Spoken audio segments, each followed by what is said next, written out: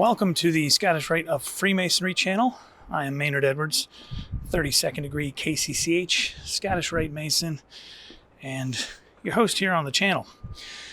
On YouTube, there's a lot of trends on YouTube, and I thought this would be a fun one to take part in, and that is urban exploration. So going places and, just kind of taking a look or a closer look at things that are happening. So I thought we would check out the outside of the house of the temple.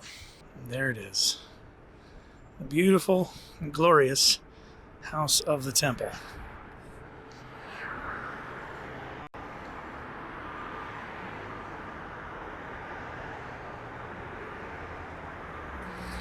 Now, across the street from the house of the temple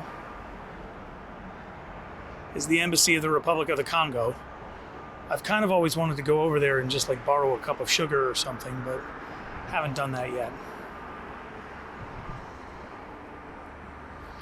Let's give you a quick look around before we cross the street. Now, this is a good spot to be able to point out a couple of things. First and foremost, up this way is S Street, and that's kind of north.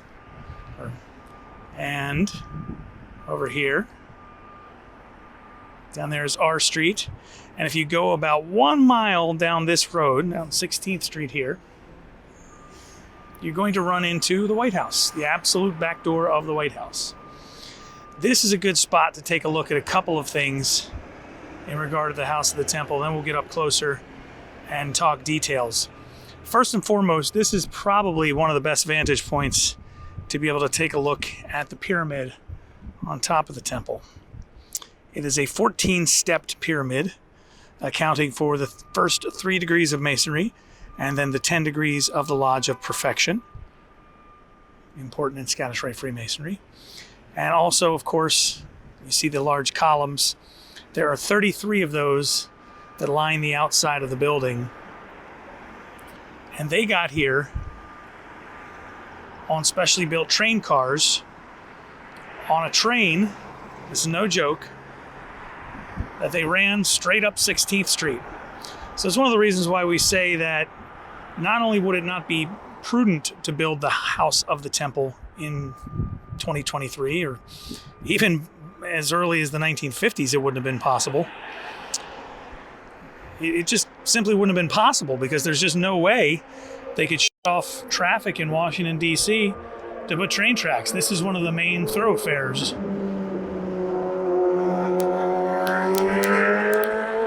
As you can tell. But I do want to make note of a couple of things up close on the building. And I want you to remember what I said about the names of the streets. So let's go ahead and cross the street.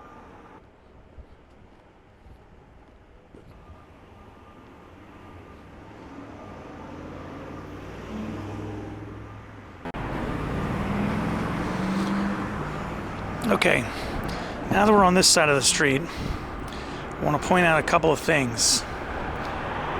First,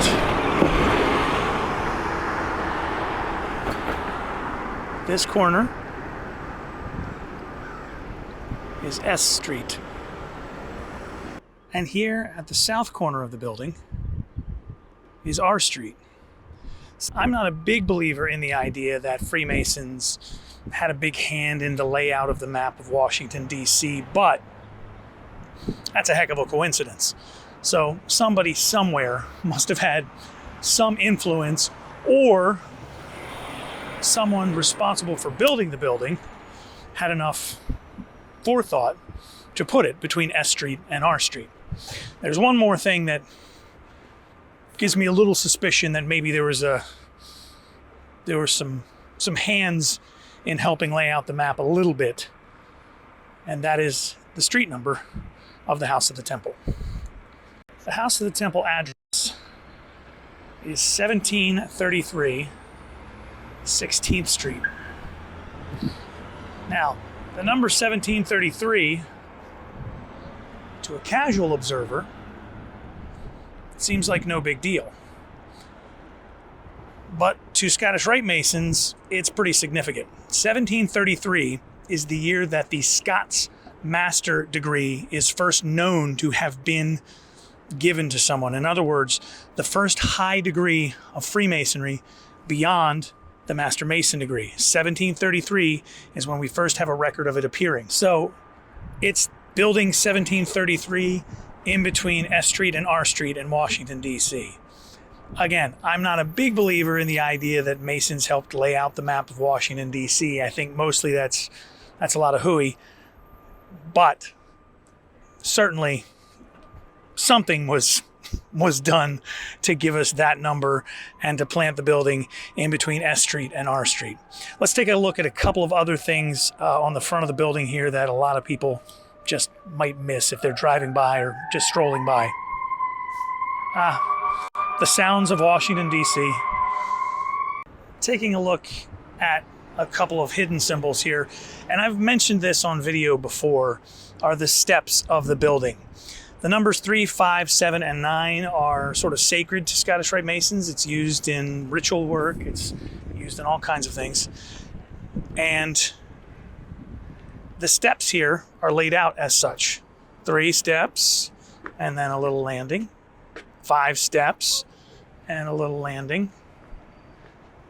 Well, this landing's kind of big. And then 7 steps here. Sorry about the shadows. And finally, a little landing and 9 steps leading up to the front door of the building. Again, if you're just driving by, you might miss a little of this. And if you don't walk up here, if you're strolling by, and there you can see some graffiti had been taken care of a few years ago. They cleaned that up. And down there are the lamps. This building is never dark. At night, these lights project onto the front of the building, gives it a really, really cool look in the evening. Along with these 2 torch-style lanterns. I'm sure somebody knows what these things are called. Remember about 20 years ago in the 90s, everybody had something like this in their living room. It was smaller, but it was one of those big bright halogen lights that did this. Get up and see the detail on that. You know, I gotta be honest. I don't know what those are. I guess they're double-headed eagles. Or dinosaurs or griffin. Maybe they're griffins. I would think it would be a double-headed eagle, but it looks more like a hippo.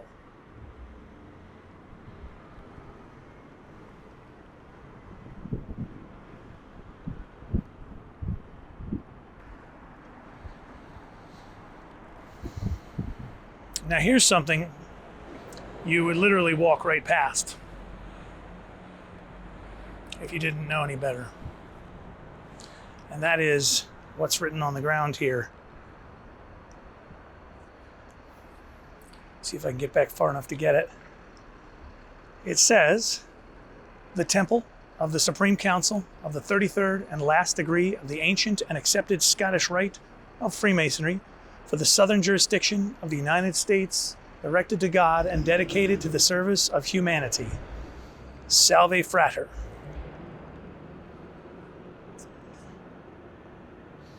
It's Latin for welcome, brother. That's what's written inside the atrium as well on the big marble table that takes up most of the room when you walk in. All right, we're going to go over and check out the sphinxes, which is, while we're here, you know what? Let's do this.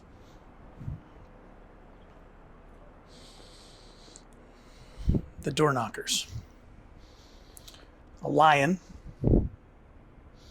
And again, the detail on the lion and the glory around the lion, pretty awesome. Now, these things don't get used all that often as door knockers. I don't want to do too loud and irritate our security staff. And look at the florets around here.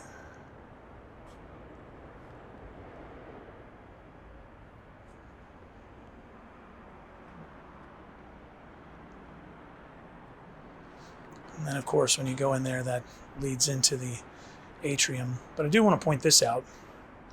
The night bell.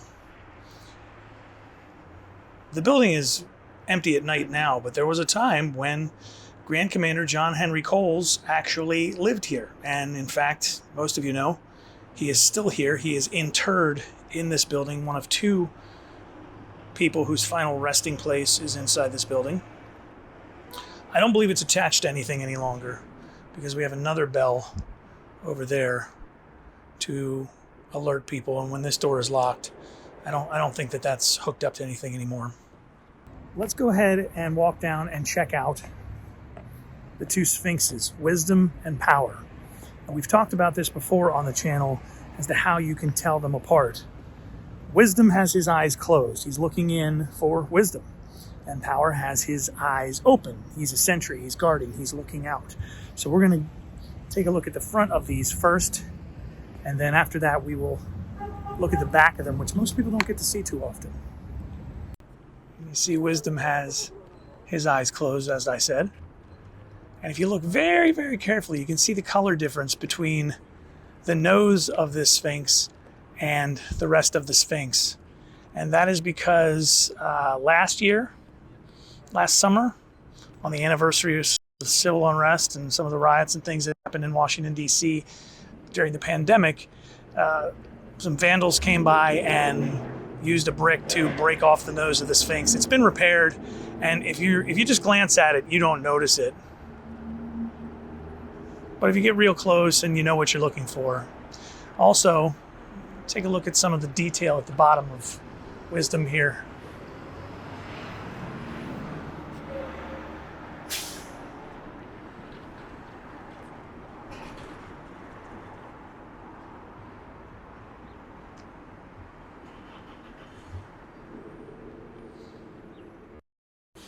Now remember, these sphinxes were carved on site from solid blocks. So that's wisdom. Let's go take a look at power.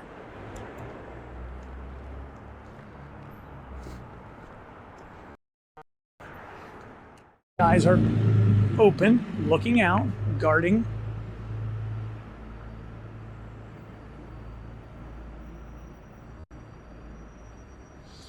And you can see the nose again, how it was repaired there.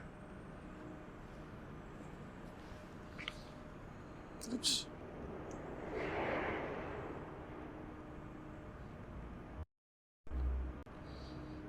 The ankh, and I guess that's the asp there on the front of the sphinx. Well, let's go back up and take a look at the back of these sphinxes. And I want to tell you, if you ever come here to visit, do not try this because it looks like the sphinxes are fairly close to the ground. However, they are not. They are very high up, and I'll show you that. But if you come here to visit, especially, don't climb on wisdom. Power, you might live. You might just be badly injured. But you really should not climb on either one of them if you come here for a visit. So I'm going to do it, but don't try this at home, kids. I'm what you call a professional. So here is the full back of the Sphinx, and you can see the detail work on the fur of the tail and the realistic muscles and haunches of the because it's the body of a lion. This particular Sphinx. There's different versions of Sphinxes, and on top there, you can see the double-headed eagle.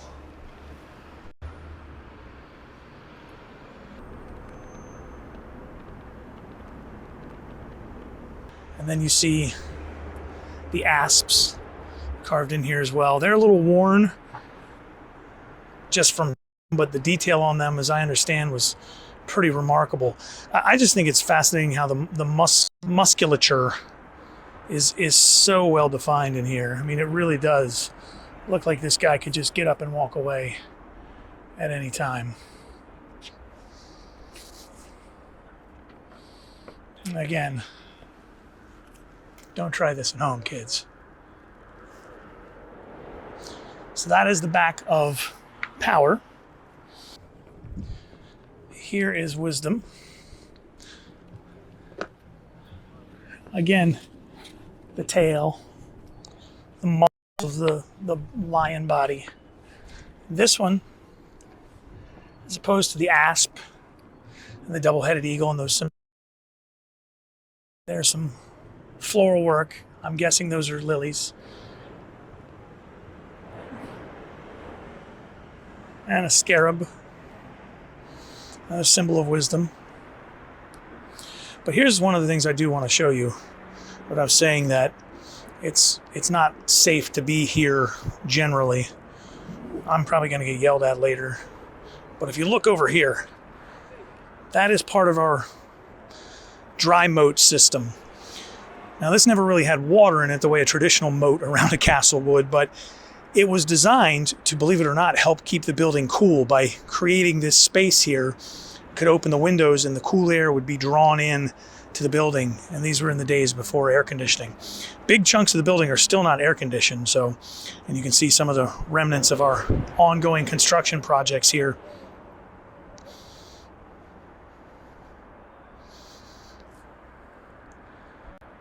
So, if you come here to visit, stand on the ground and take all the pictures you want, but coming up here where I am right now, just not a safe thing to do. A couple more things I want to show you before we wrap up on the front of the building here, and I share with you one of the coolest House of the Temple secrets that even many employees do not know.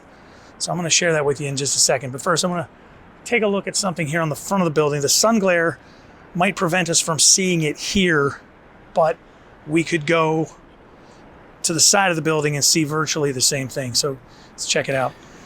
All right, actually the sun is not so bad on this side of the building. Take a look between these columns, and I'll zoom in as best I can here. And what you're looking at is sort of the back of the grand east, and that's the ceremonial east, not true east. That double-headed eagle, you can actually see that double-headed eagle and that glory around the eagle from inside the temple room, and the detail on the inside is just as spectacular on the outside and vice versa. And you can also see those square windows. There are 33 of those, and from the inside you can really see it a lot better, but at the bottom the windows are very cloudy, and then as you ascend up to that 33rd window, the windows get more and more clear, and that's sort of the symbolism of the 33rd degree. As you ascend towards that 33rd degree, your vision gets more and more clear. Also want to take a look at the flags. These flags are behind those sphinxes and up, as you can see, and they fly 365 days a year, and they are well lit at night, so the flag is never in darkness. Just kind of a cool patriotic House of the Temple thing. Oh yeah, that's a good shot. The sun just peeking up over that. That is a double-headed eagle, and a lot call it a gargoyle.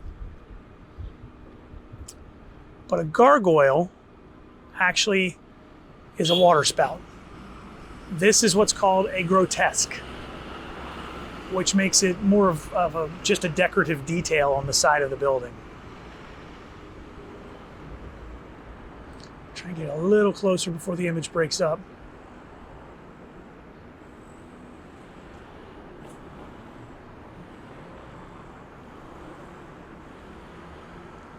And you can see, too, some of the detail work on the columns.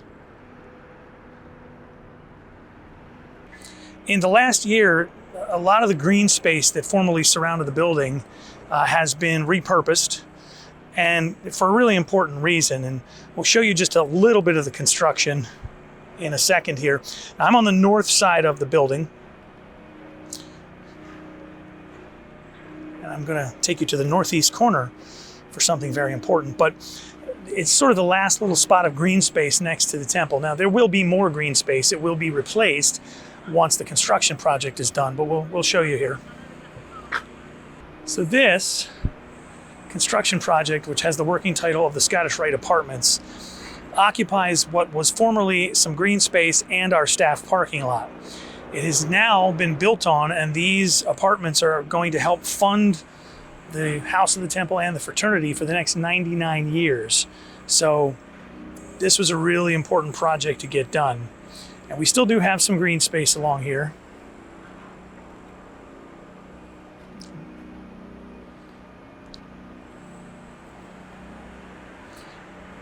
And this level here is sort of the banquet room level, if anybody's ever been in that banquet room. So it's sort of the middle level.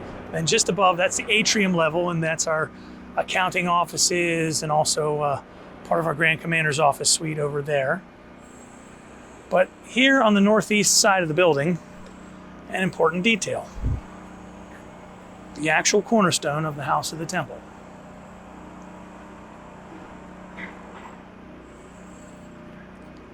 It was laid there October 18th, 1911, by the then Grand Master of the District of Columbia, and it is in fact in the northeast corner of the building. So I mentioned that the east here is not true east.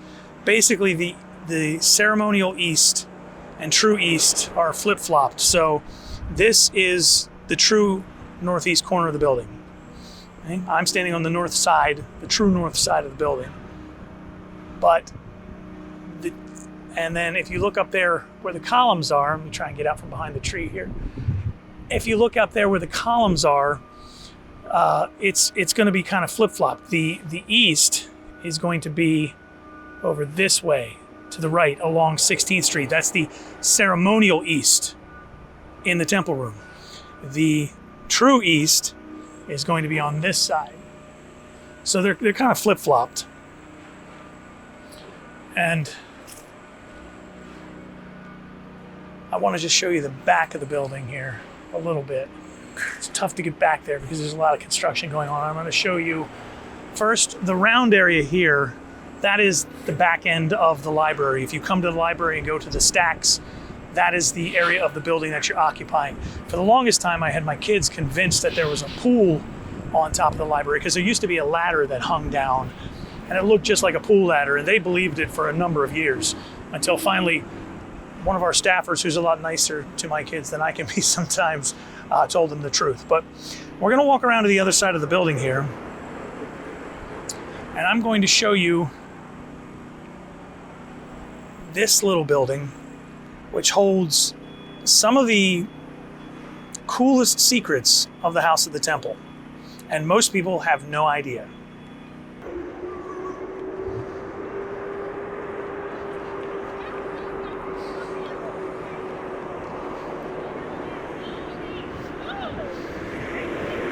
And I hope I can get back there. The construction's going to make it pretty tricky. Yeah, I might not be able to get back there right now. Might have to go around from the inside and get this one. But if you see that brick building, and we're going to have to stay back because I definitely don't want to be in the way. There's a lot of construction, actual work happening as opposed to me goofing around on YouTube. That little building there actually does belong to the Supreme Council. For a number of years, it was our garage. And we held company vehicles in there, things of that sort. It was also a storage facility for books and magazines and all kinds of things. But the real secret of that little building is it actually used to be a coffin factory. In the 1860s, the Gawler family moved to Washington, D.C. from Germany, and the Gawler family were cabinet makers by trade. And when they moved here, there were lots of cabinet makers, as it turned out. But what they didn't have was enough undertakers. They didn't have enough guys building coffins. And so making a cabinet, making a coffin, pretty much the same thing. So brother, Joseph Gawler, there's a lot of work going on. Brother Joseph Gawler, he actually opened a funeral home just a couple of blocks from the White House. And for the longest time, the rumor was that little building was where one of Abraham Lincoln's coffins had been made. And Lincoln had several coffins. And one of them was a plain, basically wooden box. And that was his very first coffin. And he was placed in that when he left the Peterson house. So he was shot at Ford's Theater, of course. He was moved across the street to the Peterson house, and that is where he eventually passed away from his injuries. When he was moved from the Peterson house to the White House, he was moved in, it's windy, he was moved in basically a very simple pine box. And the thinking was that that building was where that pine box had been put together. I heard that rumor just last year and chased it down, and that is in fact not true. But what is true is that is where the coffin that Grand Commander Albert Pike was buried and interred in was made.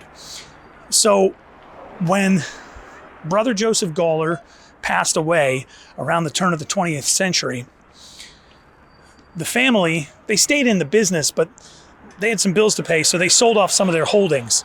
And they sold that building and some of the land surrounding it to the Supreme Council, where we would eventually build this magnificent house of the temple.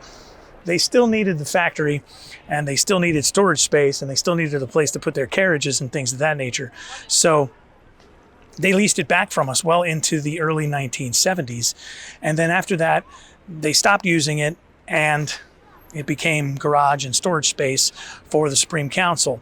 And it was used as that until 2020, when they broke ground on that construction project there. If you're in DC, if you're driving by, or just if you've never really had a chance to look before, I just thought it'd be really great to be able to see some of the interesting details on the outside of this beautiful building.